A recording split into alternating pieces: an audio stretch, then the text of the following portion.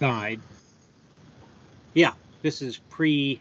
I think I don't know that I don't think we continued, Mike, after you left. And we went on and did serotina and a couple other things at the species level. So I think where we had left was this is Mike's guide to the subgenera of Andrena, and he split out right at the top the things with yellow on their face and things without yellow on their face.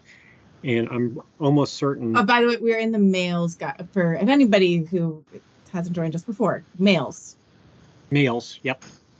And yeah, there's a few females with some yellow, but not very many. And then, so we're, I believe, here starting in on the dark-faced members of the Andrena males. Yeah, go ahead. The first couplet of the key splits those males that have a pronotal ridge from those that don't. And so we're still in the subgenera males that have a pronotal ridge. Oh, okay. And so some of those have yellow, and then some of those that don't have the pronotal ridge also have yellow. So okay, so we'll get to those again. Yeah, we will. Further down. Okay. Yeah. All right, so these are yeah, it's been a while since I looked at this.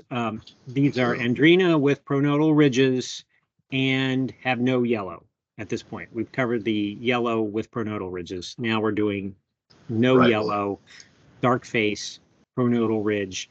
And we may have covered this a little bit, but it's probably a good starting place to go back to Tylandrena here and talk about the sulcus that crosses the pronotal ridge, if you want to mention that a little bit. Yeah, that's a good place to start, Sam.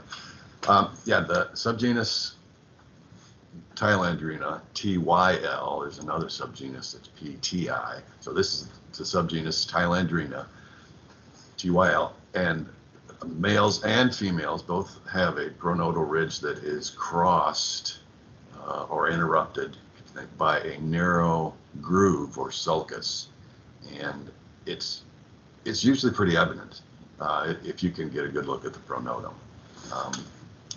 and no other group has that. I mean, that's unique to this subgenus, this subgroup of Andrena.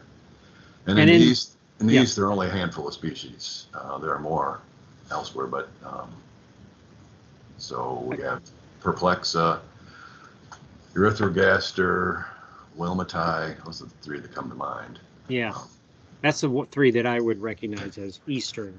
And they're big. Yeah.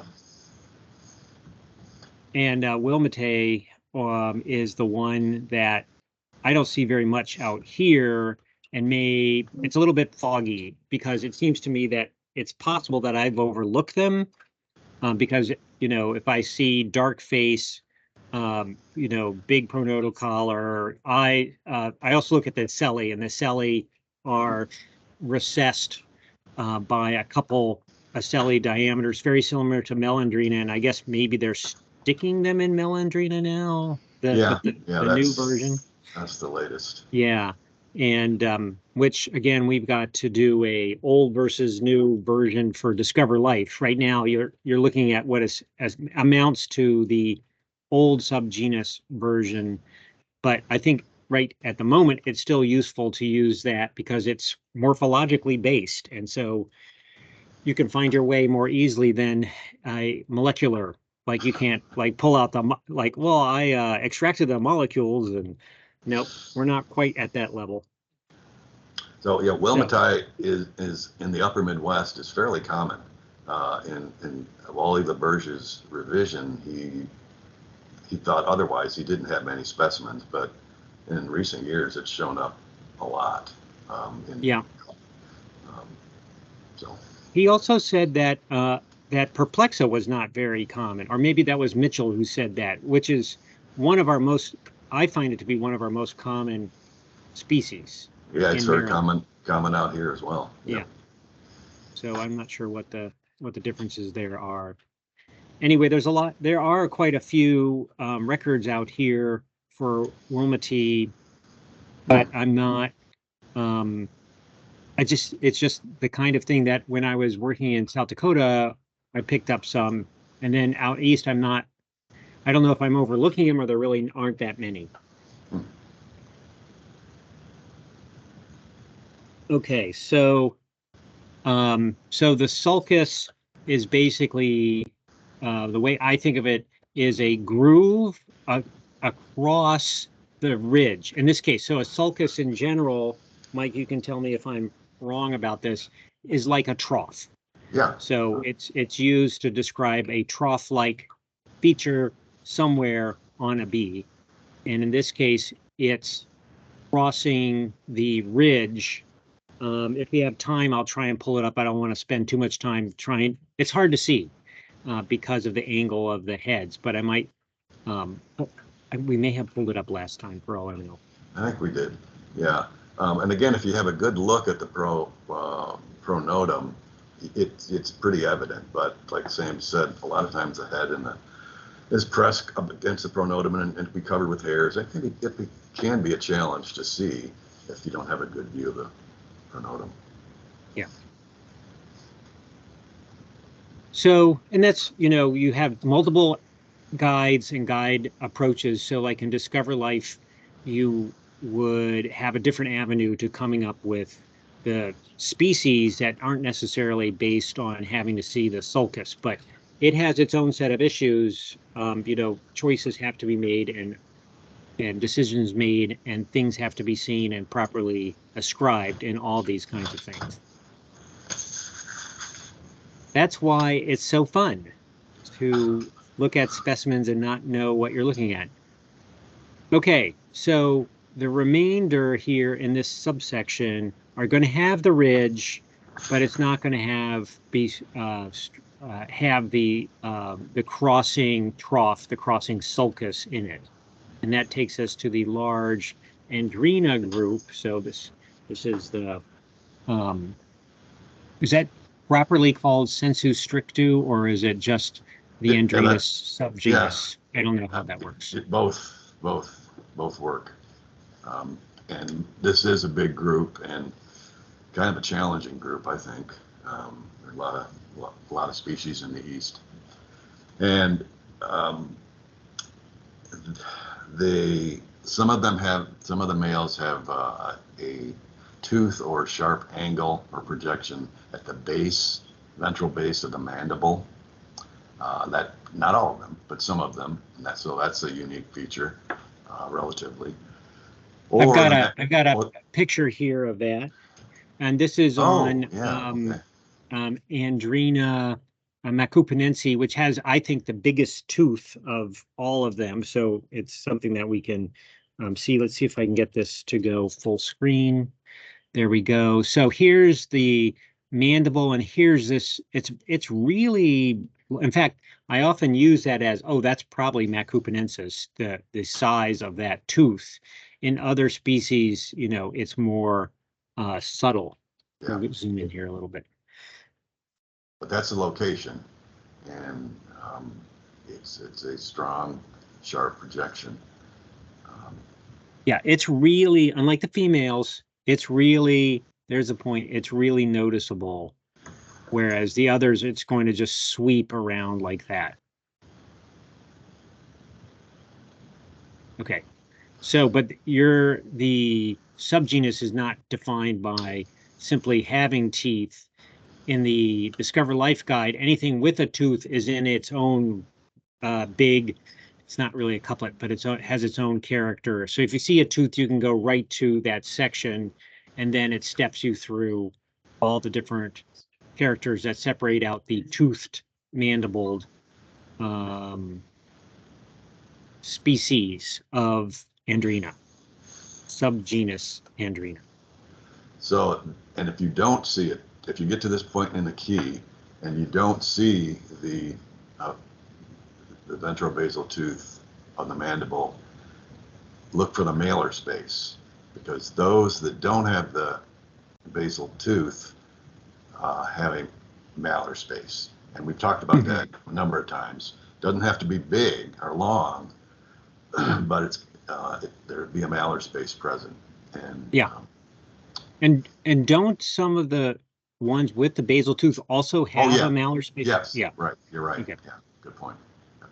So either of those characters will, is in the East, take you to the Andrena subgenus.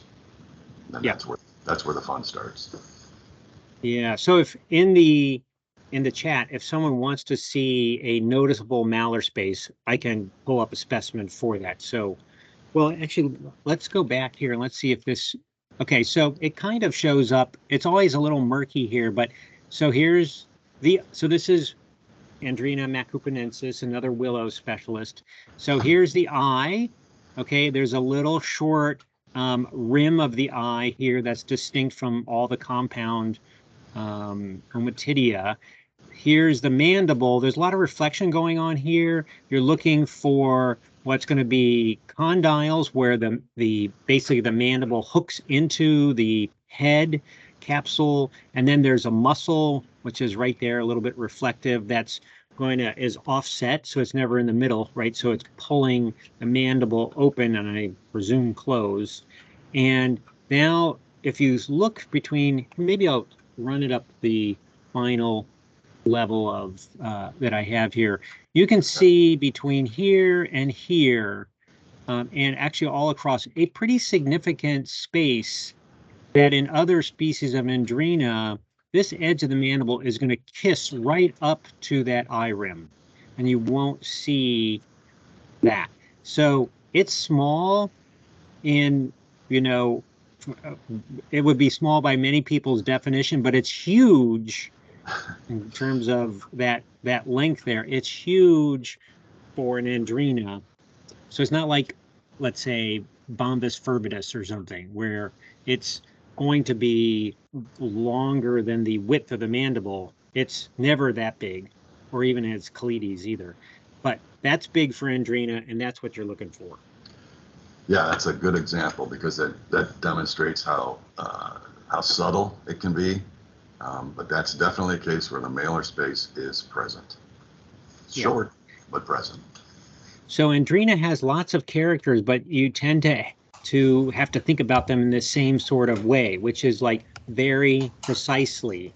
And so you can't just knock off oh wait, I'm getting some echo. Sally, can you turn off your mic? I'm thinking I'm echoing on you. You don't have your mic on? Okay. All right, I'm not sure what it is then. Roshan.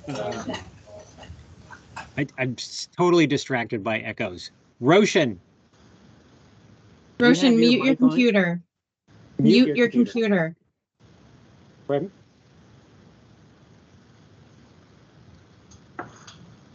Well, it might be working. So just go into the Zoom session and make sure that you're on mute. Maybe Sydney, could you just overlook there? All right, sorry. Yeah. Complications. It seems like it's good now. Yeah. Okay, good. I think we're good. Okay, so yeah, so just mentioning that a lot of times you have to pay very close attention to very fine details, and if you can't see that, then it's easy to start going down wrong paths. It's true of almost anything, but it seems like Andrena has many, many characters, but they're all full of interpretations sometimes. Yeah, and females and males both are like that. Yep. Okay. Where are we now? So we're without the angle or tooth or a big malar space. So we're going to here to 11. Tylandrena. Right. And this is a small subgenus, only 2 species in the east, and I think just 1 out west. Could be, maybe I got that wrong, but there are only two in the east, and they're a little different. They're both pollen specialists on different plants, but the galea are very, very sharply pointed and almost sword-like in one species, and actually both. And then the other, if you can't see that, the maxillary palps are also elongated relative to other species of Andrena. And when you first look at the maxillary palps, if you haven't looked at the normal situation in Andrena, they may not look long to you, but relatively speaking, they are.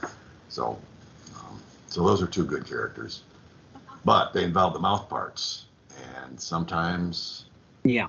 you can't Good see. luck seeing and figuring out where the maxillary palps are if you don't have the tongue extended. And you really can't post hoc extend the tongue. I would say, right, that you Right, can't post yeah. hoc extend the tongue. You have to do it when the specimen's fresh. And I'm not even sure how well things work when you have them in a bowl trap. Can you usually extract the tongue out of a bowl trap thing? If they've Or been after in, you if they've been in alcohol, I don't even bother trying because things Yeah. just get broken. Big things.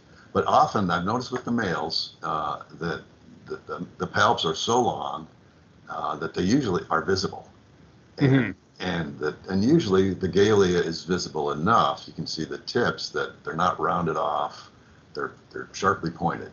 So usually, I mean, I think even in messed up specimens, you can, if you're looking, you can see those features. right. At least. So So yeah, a good, distant.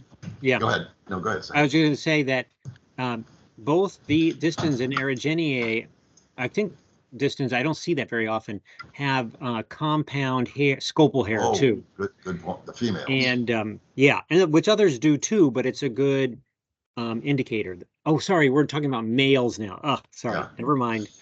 But does distance also have the strongly forked S8? Good So question.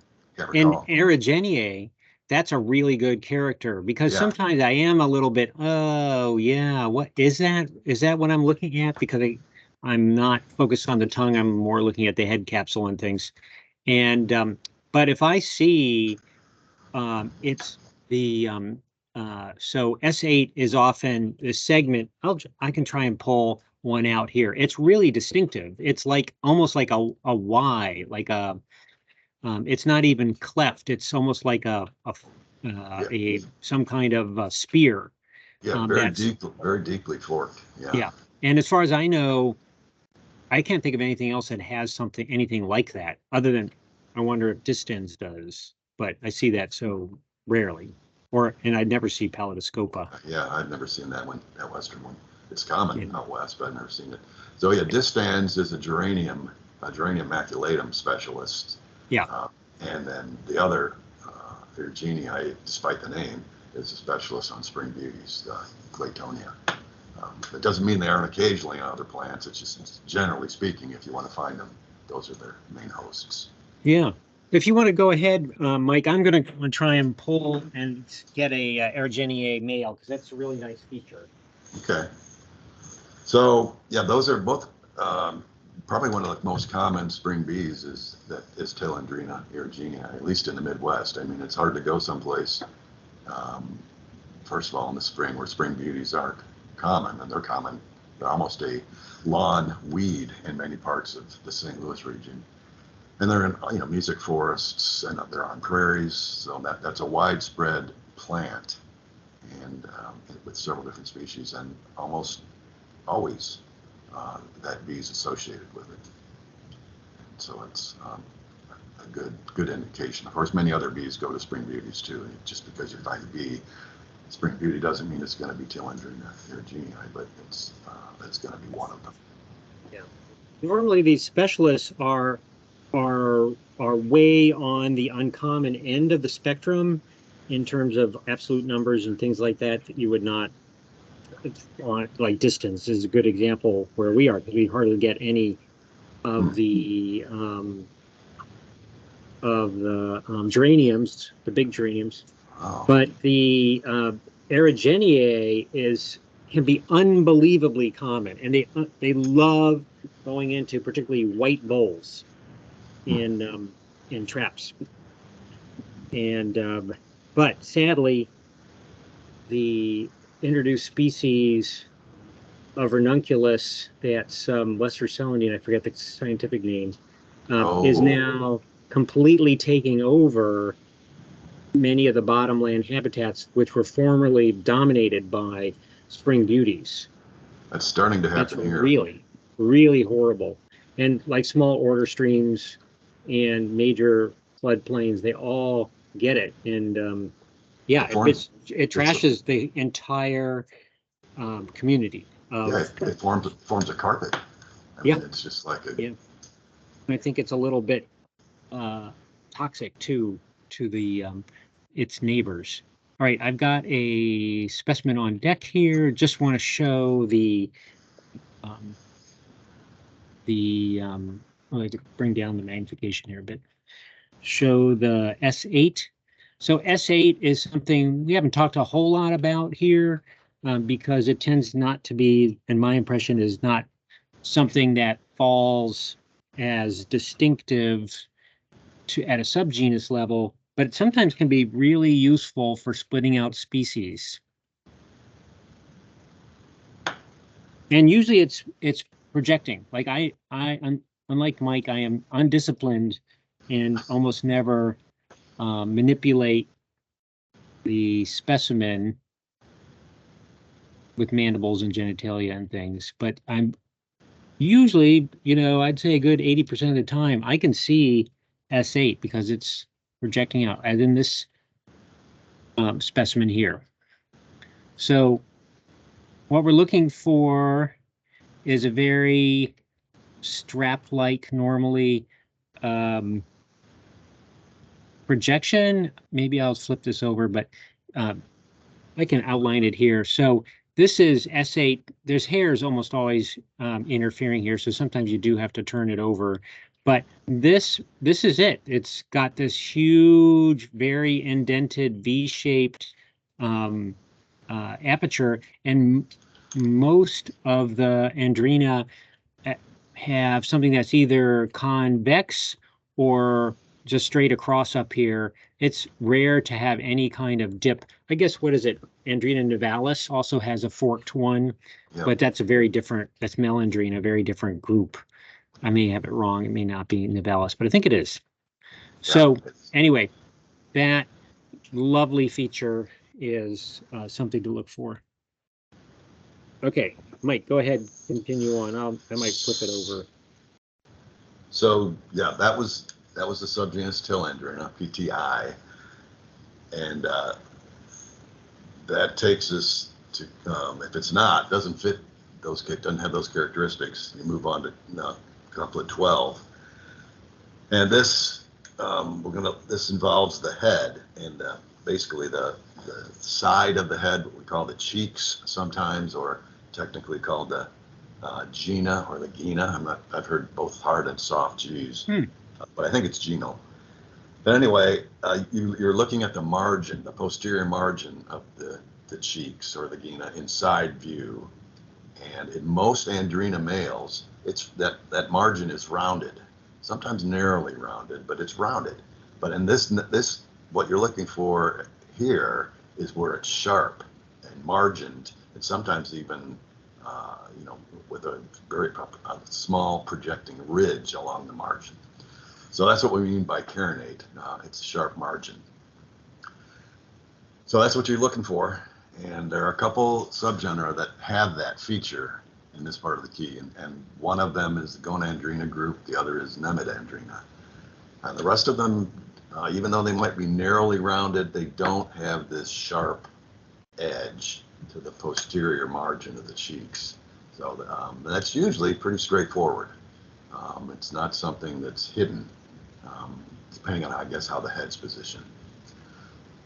So that's what you're looking for. And often it's most well formed in the upper half of that posterior margin, the dorsal half. And sometimes it even hooks around to the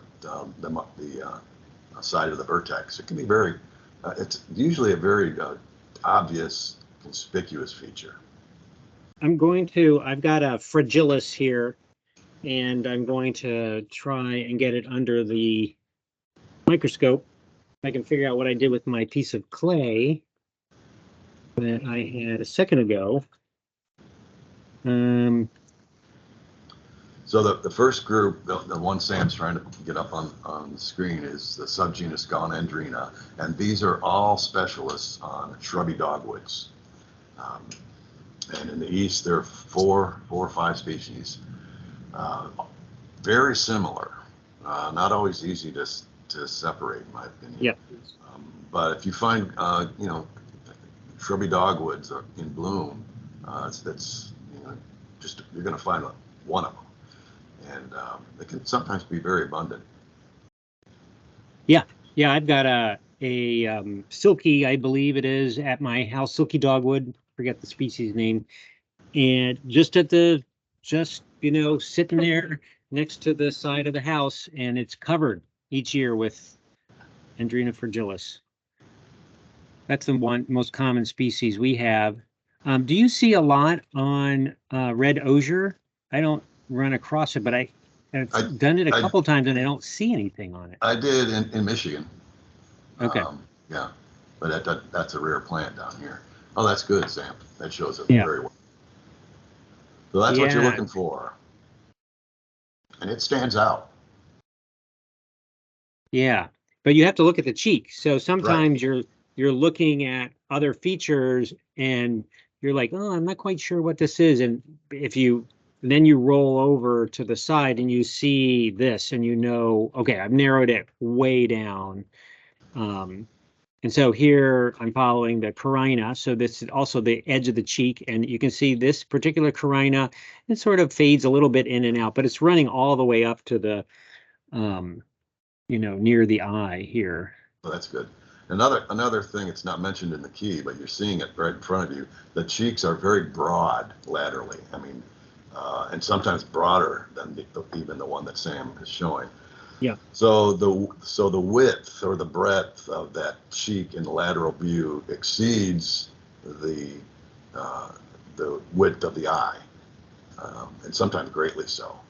And so and a lot of Andrena are not like that. They don't have cheeks that are very broad and much more, they're narrower, more or less as wide as the eye. But in these groups, it can be really, really wide. So some of like Mike said, it's tricky-ish to tell these things apart, but a lot of the features are going to end up down on the clypeus, and sometimes, and also the labrum and things like that. So this a little bit busy here, but for example, the labrums are often pretty distinct. So this is almost square, projecting very far out, flat at the end. That's one that usually alerts me to the fact that I've got this species. And then the edges, it's not super obvious here, but the edge of the clypeus is flat and wide and has usually some sort of indentation, which you can vaguely see here. Often it's easier to flip the whole thing over and look a little bit better. And so that shape, whatever's going on, that indication, along with the shape of the labrum and how much pitting is here, usually that's where you spend most of your time for this group. At least that's my impression. Yeah, I agree, for the males, definitely. But yeah, you can get into some ambiguous specimens though, and I wouldn't be at all surprised that there isn't another species hiding in there, at least one more. So the next part of that, go ahead. I was gonna say, because I've run into a couple of things like I really can't safely assign this to anything. Yeah, I've got a few of those. The next part of the couplet is the subgenus Cnemidandrena, and they also have some similar characteristics, but there's something they have that Gonandrena doesn't have. The sixth sternum is, and again, this is something you have to turn the bee over, or at least look at laterally. The sixth sternum is not flat. The apical margin reflects to some point, either laterally or the whole thing is reflexed. And it's a pretty distinctive thing, but there are a lot of hairs there, and sometimes there's pollen or other residues. So not always immediately obvious. But what you need to do is look at the bee in lateral view and then and ventral view to see if that sixth sternum is flat or whether it's apically reflexed or bent to some degree. And if it is, it's the subgenus Cnemidandrena. The other thing, and this is more of a field character, but all the Gonandrena, because they're specialists on shrubbicornis, they're spring and early summer species. And the Cnemidandrenas are all specialists on various Asteraceae mostly, and they're late summer or autumnal. So seasonally, the two groups are widely separated. So that's also a helpful biological feature, I think. All right, I'm going to. So, and they're also eastern species tend to be relatively uncommon. I think Hirticincta is probably the most regular, and it's not super common. And I'm going to pull up a specimen. The others, and then the others are sort of involved sometimes in, at least the eastern ones, with some sort of mix-ups on their own in terms of runicility or whatever it is. Runcinate and what's the one that begins with L, or am I mixing that up? There's something with Runcinate that gets confused, if I remember right. Maybe I'm not. No, you're right. Yeah. What is that? Well, I guess Rubbervillensis. Oh, yes. And they used to be considered synonyms, I think. Oh, that's what I have them as right now in the thing. Yeah. So I think they need to be split into full species here in the guide. That was, published by Gibbs, right? Did he resplit them out? Yes. And I think this is a difficult group, partly because what Sam said, you never get dozens of them. At least I don't. And they're scarce, relatively scarce compared to some others. And there's, I don't know, all the literature on this group is kind of contradictory. There's various disagreements, or maybe just lack of detailed morphological information on the group. I find them difficult, most of them. Yeah. Where we are, I mean, we have some records of the Runcinate. I think I'm probably saying it wrong, but it's Oh, that's good, Sam. Yeah. Yeah, but it's I've never actually seen a specimen, and I'm not even sure that I was able to track down the specimens in the national collection, which they theoretically are from that Plummer's Island area. So we'll zoom in a little bit more here. So this is S6 or sternum 6, and you can see laterally there are those little teeth or little projections that's one of the things you're looking for. And if you saw that in side view, you'd see that the sternum, that sixth sternum isn't entirely flat. It's got these little upturning laterally. But it's not as dramatic. I'm turning it now, but it's not as dramatic as the sort of like bent piece of sheet metal things that you get in Robertsonii and that group. Yeah, or Cressonii, some of the others. Yep. But it's that similar thing that you're looking for, a reflexed margin, and sometimes it's weakly reflexed, but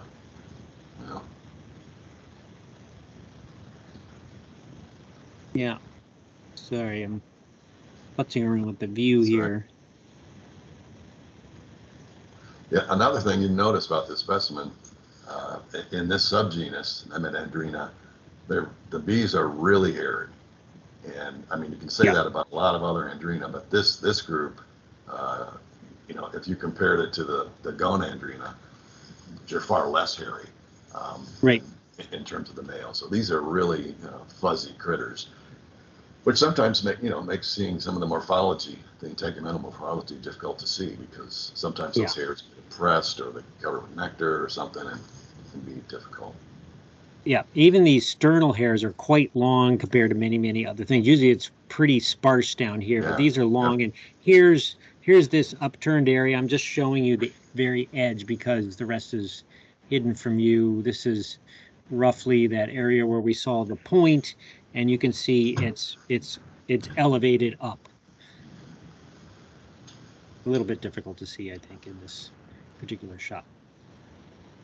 And you can even, when we back out, look how long the hairs are on the thorax and on the back. And it's just a sort of very, and the females too, very fluffy bee. Oh, yeah. Yeah, there are a couple easy species. There's a Herticincta, Cnemidandrena herticincta, which is a almost completely beautiful yellow hairs. It's a specialist on goldenrod, Saladego. Beautiful bee. And both males and females. I don't know if you get that one out there, Sam. Yeah, that was we were just looking at that. Oh, okay. Upside down. And I've had them in my yard. So the couple of 13, those are the two subgenera with a pronotal ridge present, clypeus and face dark, and the genal margin, or the margin of the cheeks, is carinate to some degree. So at this point, if the margin of the cheeks is not carinate or sharply margined, if it's rounded, we move on to 14. And I don't know if you have any specimens in this one, Sam, but this is the subgenus Leucandrena. Kind of has two components. There are a couple species that have the hind tibial spurs not straight. There's kind of a flex to them, a medial. Anyway, they're not straight. It's hard to. Yes. Is macra in there? Okay, I've got some. I'll show some macra. That is a good example. I can actually see it too. So that's what you're looking for, and this the hind tibial spur. Are they straight or are they flexed to some extent? And another feature is on this same group of Leucandrena with the flexed tibial spurs. The tergites are really densely and finely punctate. That's not unique to this group, but it's something that can, if you're kind of wondering about, is that spur flexed or isn't it? Sometimes that the densely punctate, finely punctate tergites and the size can help. Yeah. These two species are big. I think it might be more pitted. The density is higher than any other group. It's possible I don't have any males here, but the females actually show the same pattern of the. So we can take a quick look at that. It's not. I would call it not subtle, and which is important because a lot of times you can stare at these. Here we go. This is good. You can stare at these tibial spurs, and often they're hard because the leg might be tucked right next to the abdomen. And the males and the females pretty much have the same pattern here. So even though we're not looking at a male, this is a good illumination here of that. Oops, wrong name.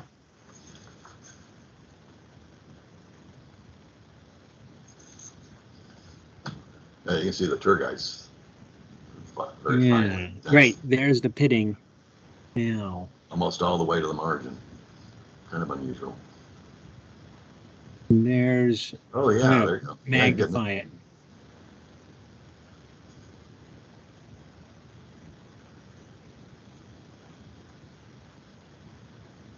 Yeah, it's sometimes finding these. Perfect. That's great. Tibial spur is hard because it's the inner one, not the outer one, and so it's often if the legs are tucked in or a million other reasons why they're messed up. Sometimes it's just really hard to see that specimen.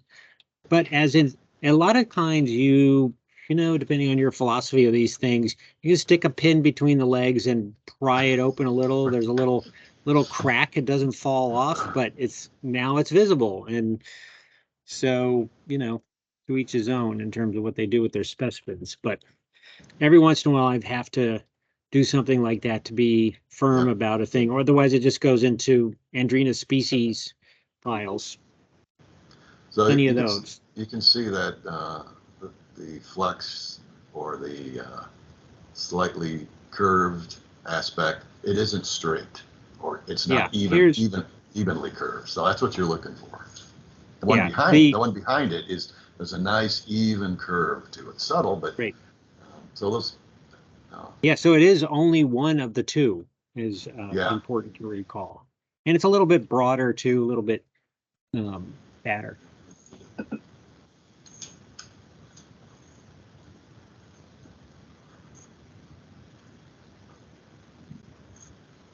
All right.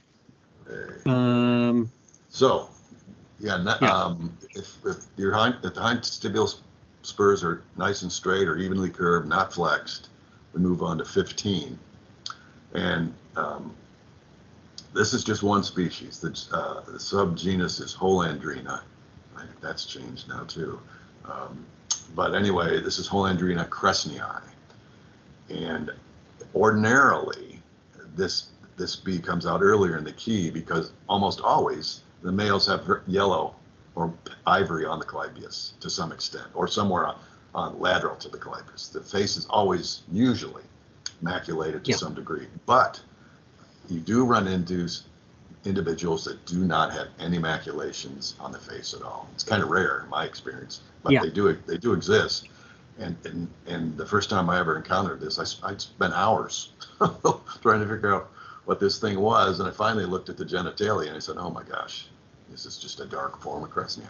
So I don't know if you run into those out there. I don't know that I've ever run into something, and again, I may have passed it off as like I don't know what this is, but I see relatively commonly a sort of a dissolution of the yellow into blotches, and sometimes into sort of they fade into brown blotches. It's not like they have crisp lines, and some are quite mostly brown rather than mostly yellow. But usually, so I can't recall one case where it's absolutely all gone. There's always some hinting that there's some yellow smudges left over or that kind of thing to help guide me here. And it's also got a really broad head. Oh, very, yeah. So that's another hint. So within that group. We just put this part in the key just to, because I don't want anybody wasting as much time as I did trying to figure this out. So hopefully, but yeah, what Sam said is more often the case. You see the specimens that don't have it's nice complete yellow face, and most cressonii, the males have half the face is yellowish or ivory. It's very unique and stands out, but sometimes it's less so. So just FYI. So the other thing about at least in this couplet is cressonii is a lot of, again, it's very densely punctate on the tergites. Yeah. And the subgenera that come after this, Leucandrena and Xiphandrena, have a very, very faintly or smoothish tergites, and don't have any fascia either. So then we move to 16, and here's the other part, the other segment of the subgenus Leucandrena, and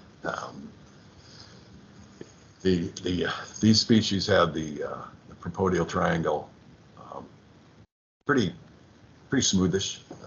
It's not coarsely sculptured or anything. We would all agree it's fairly smooth, or there's just a few little wrinkles here and there. And versus the next choice, which is Xiphandrena, which I've never seen except in a museum.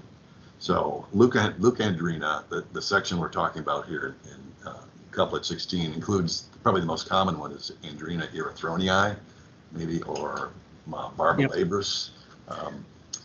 And again, these are fairly good sized bees. So of those two, both of which are sort of edge of their range for us, but like barbalabris has I don't know if the male, does the male also have that very strap-like, it's I one of don't- those things that I usually end up keying out in the male. But the female at least has a very long, Very longer than wide, so therefore distinct because Yeah, it's mostly very. not that case, the labral process. But I don't know about the males. I don't Right. think so. Kind of think not, yeah. And then in Erythronii, you get the flat clipial thing going on in the females, but does that also happen in the males? It does. It is. Yeah, the males also have very flat, but that's one of those species that until you really learn it, those males are. Um, you can easily think they're something else. Yeah. I spent a lot of time on Yep. puzzling out, particularly Erythronii. Usually Barbalabras just keys well, but the Erythronii, you get stuck in several kind of sort of similar things. The Erythronii, as the name implies, it's a specialist, pollen specialist on trout lilies, genus Erythronium. And I think it was the bees of Michigan, maybe it was a different one. Jason Gibbs mentioned that he didn't think that it was necessarily a specialist. I've never found it on anything else, and I've found it in many, many states all around the Midwest. So to me, it's certainly, if you want to find a bee, you find trout lily, and it's always worked for me. So Right, and sometimes these things, so like for example, Jack Neff will always say that Habropoda laboriosa is not a strict Ericaceous vaccinium group species because he finds it he says only redbud exists in Texas. But I also know when I look on the BONAP maps that, and I see I've collected them on redbud too in Maryland, but I think they might be just nectaring.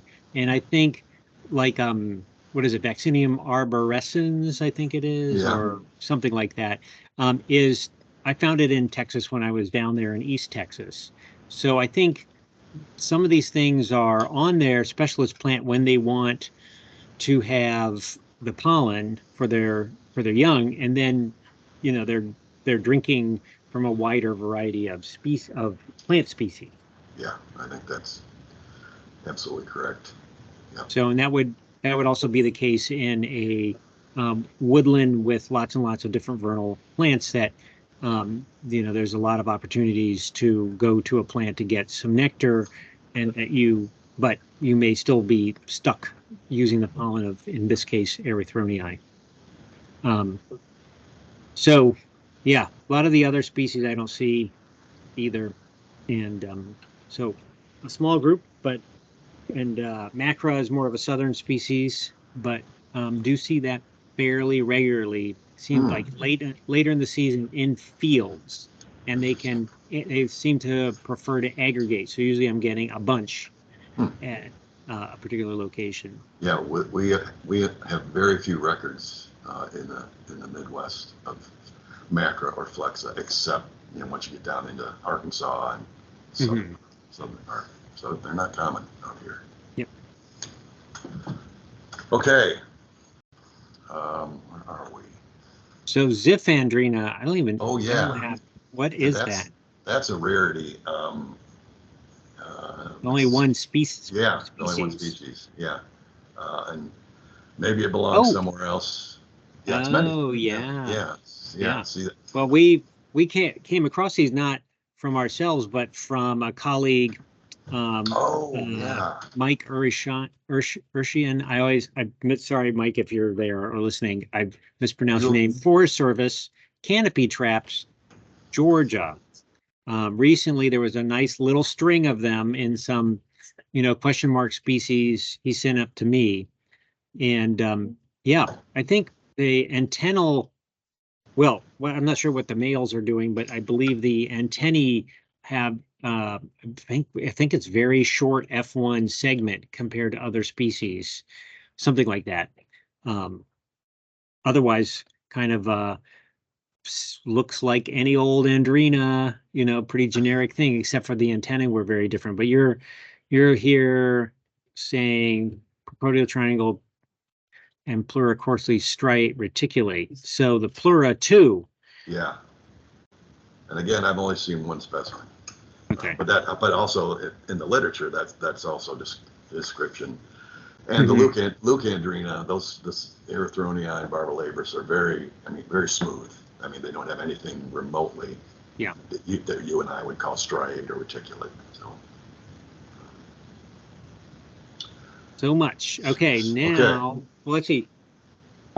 We're probably we're kind of closing in on time. And is this a big big group coming up here? That's what I was just going to say. Yep. Yeah. This is the group without a pronotal ridge, and then we split them into yellow faces or not yellow faces. So this is probably a good departure point. And it looks like here at the end it gets a little messy. Yes, my mic haven't been around lately, so I've handwritten all that stuff, but you don't want to see that. So all right. I think it's amazing that you get to be like we're part of this process of the you getting the guides up and sharing these keys in real time. I think that's a really cool special thing that this little group has together. Yeah, it's fun, and it's beneficial. I mean, this key, like I always said before, the more eyes on it, the better. But we don't have any questions in the chat. Does anybody want to unmute? We got about 5 minutes. I have 2 minutes on mine, but different. There's different clock spaces. We may have mentioned this before, but there are undescribed species of Andrena in the East that we know for sure, and so those are not in here, and yet, and a couple of them, at least in the Midwest, we have more than 1 or 2 specimens.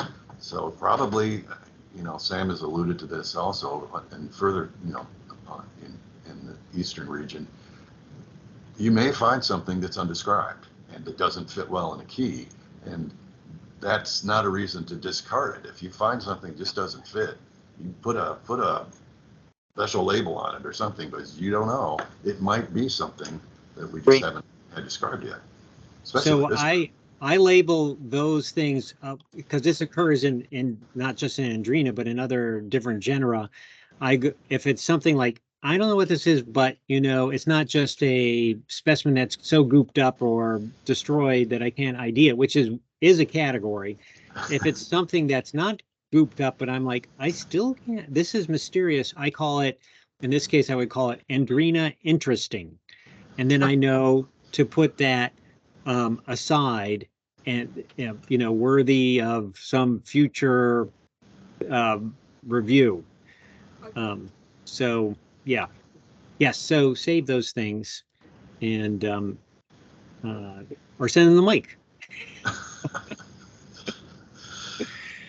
And we've mentioned this numerous times. Expect some reshaping of the subgenera here in Andrena, and I think we could say that probably for several other groups too.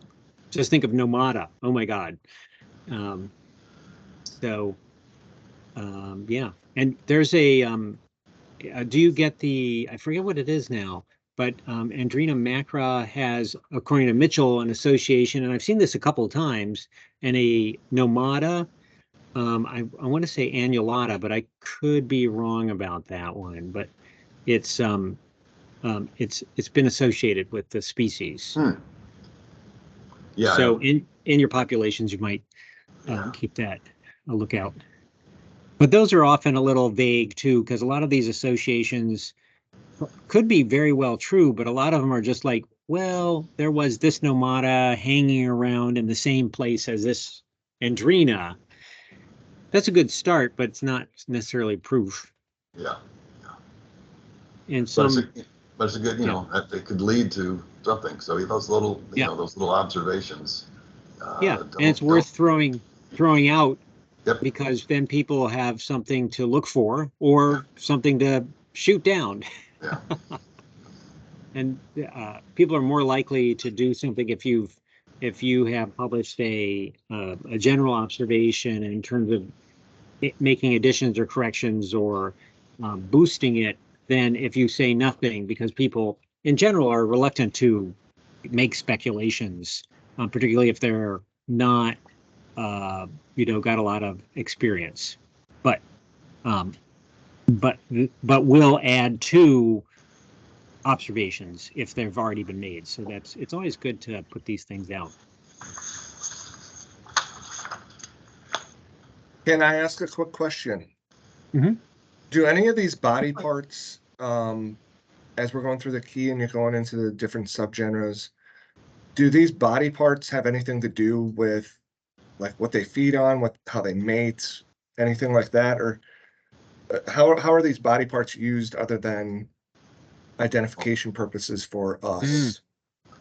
Well, Sam mentioned it earlier, the scopal hairs on the hind tibia, they vary in Andrena from one simple hair to hairs that have multiple branches, very finely. And so this is obviously how the pollen is carried. So that's an important, structurally that's an important and variable part of Andrena morphology is the scopal hairs, and it's to some degree they must relate to the kind of pollen that the bee customarily carries. I mean, I don't know why it would vary otherwise. So that's just one example. But with the males, we haven't really talked much about this, but some males have huge mandibles, and others are very kind of normal and reduced. And in other bees, sometimes those big male mandibles are used to hold the female while they're mating, or in order to mate. And although I don't know if I've seen that in Andrena, but I assume that's what they're for. So that's just, those are just a couple examples that I can think of. I don't know if that helps. Yeah, it's a lot of the things like amount of pitting, density of pitting, and whether something's smooth or ripply. A little bit difficult to figure out why you would go one route and not another. Yep. There's got to be some selective pressure for that. It can't be all just random, but why? What's the advantage of smooth versus reticulate? I don't know. Yeah. Or why have yellow on your Clypeus or why not? So species recognition, it's hard to say. Malar spaces, sometimes those are associated with, like with the ericaceous specialists, a lot of the vacciniums and Lyonias and things like that are sort of bell-shaped, and to get in there, you have to go a long ways. And if your face is longer, then the story would be you get closer to being able to lap up the nectar. And in general, Andrena don't have super long tongues like Calides don't either, and there tend to be some face elongation there. I think that's kind of where I was going with it, is if we know what plants they prefer or specialize in, that can kind of maybe help with some of that identification or why these body parts are different. So yeah. Okay. I think it would be fun to take the subgroup of Andrena that are highly specialized and then take their morphological measurements and then see if that can be related to morphological measurements on the flowers. For example, how much pollen, shape of pollen, stickiness of pollen, the depth of a flower versus so for example, I would say that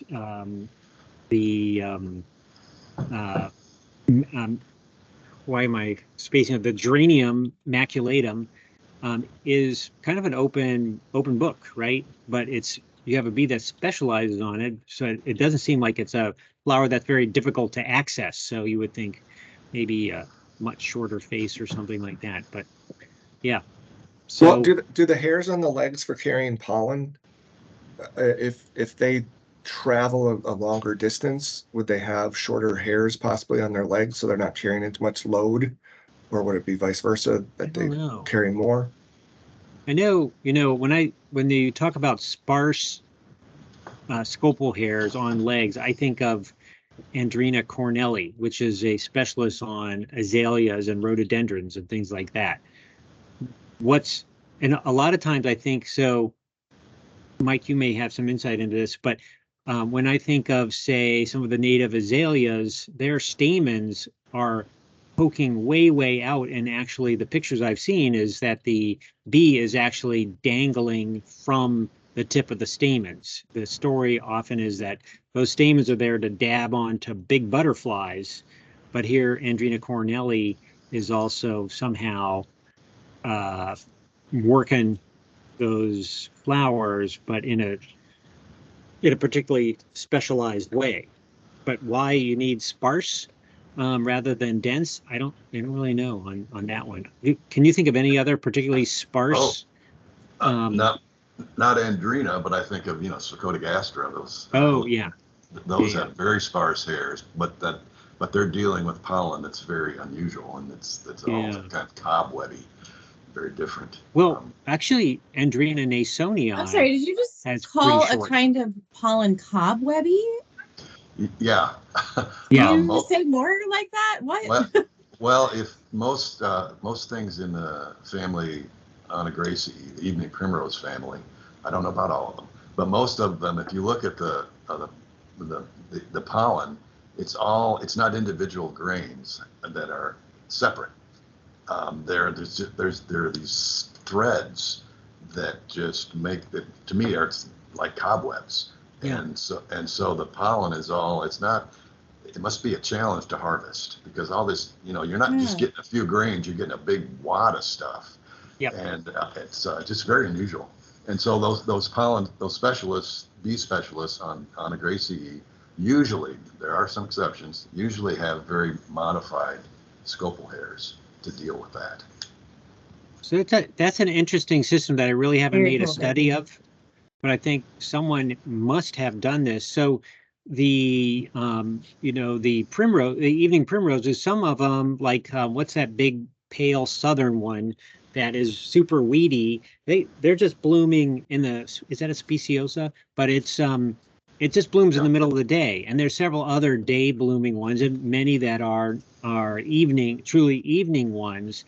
And yet the bees that I think of as specialists, at least within Lazy Glossum, are all evening specialists. Big Acelli, I think they're all evening specialists. And so I wonder about the Oenothera that are blooming, like sundrops and things that are blooming in the middle of the day, whether they have those byssal threads combining everything, and whether some of these other weird Oenothera specialists, like Oenothera megachile oenotheri, is just a really weird bee. I mean, why like the tongue on it? Like what's going on? Like it has sparse-ish and very few records, by the way, but has an incredibly long tongue. Do you see that one very often and got a sense? In Oklahoma, I've collected it and found it. The tongue is ridiculous, and other Oenothera specialists don't have, like the halictines, they have short tongues. Yeah. So, what did you collect it on? It's from a what now would be an Oenothera, but in those days was Kelly Lophus. It looks just like an Oenothera. I mean, it's long floral tube, which make long floral yellow.